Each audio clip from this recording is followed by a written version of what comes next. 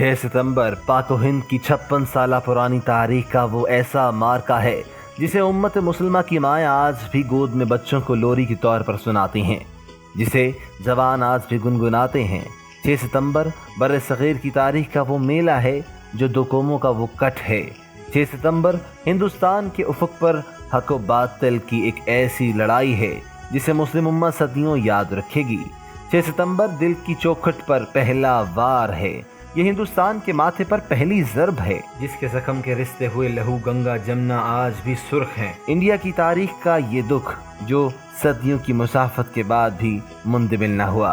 उस वक्त भारतीय अफवाज का भारतीय हुक्मरानों ने ये मंसूबा तैयार कर रखा था कि वो लाहौर पर कब्जा करके लाहौर जिमखाने क्लब में रात को फतेह का जश्न मनाएंगे, लेकिन लाहौर में मेजर अजीज भट्टी की क़यादत में बहादुर अफवाज के जयालों ने अपनी जानों को कुर्बान करके इनके हमले को नाकाम कर दिया था। इसी तरह भारत ने चविंडा महाज में अपनी अफवाज के साथ हमला करके कब्जा करने की कोशिश की, लेकिन पाकिस्तान की बहादुर अफवाज के जवानों ने अपनी छाती पर बम बांधकर इनके दर्जनों टैंकों को उड़ा दिया और इनके हमले को अपनी अजीम कुर्बानियों से नाकाम बना दिया था। नाज़रीन, इसके साथ साथ अगर बात करें तो पाकिस्तान के बहादुर फ़ज़ाई अफवाज ने एयर मार्शल नूर खान की क़यादत में भारत के हवाई अड्डों पर बेमिसाल दलेरी से परवाज़ करते हुए इनके लड़ाका जहाज़ों को पाकिस्तान पर हमला करने से कबल ही निस्तो नाबूद कर दिया था।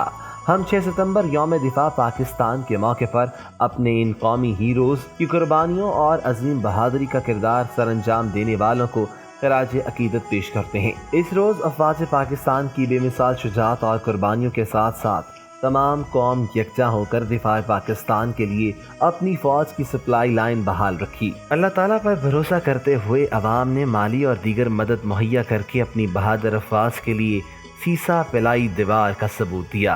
मेहनत कशों ने टेलीफोन, रेलवे और ट्रांसपोर्ट के निज़ाम को दिन रात काम करते हुए बहाल रखा और जंग से मुतासरा इलाकों पर दिन रात मुजाहिदाना तौर पर खिदमत सर अंजाम दी।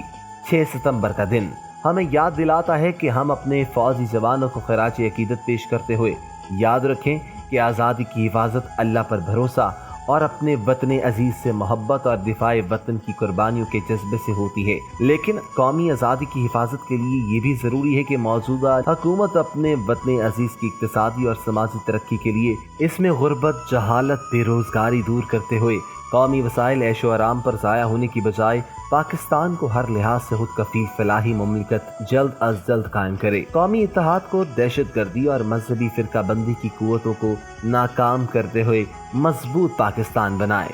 प्यारे दोस्तों, उम्मीद करते हैं कि आपको आज की वीडियो हमारी बेहद पसंद आई होगी। हमारे कमेंट सेक्शन में पाक फौज जिंदाबाद, पाकिस्तान जिंदाबाद लिखकर कमेंट जरूर कीजिएगा। और अगर अभी तक आपने हमारे चैनल TV004 को सब्सक्राइब नहीं किया तो इसको फौरन से सब्सक्राइब कर लीजिए, साथ ही बेल बटन को प्रेस कर दीजिए ताकि आने वाली हमारी तमाम वीडियोस की नोटिफिकेशंस आपको हर वक्त और बर वक्त मिलती रहे।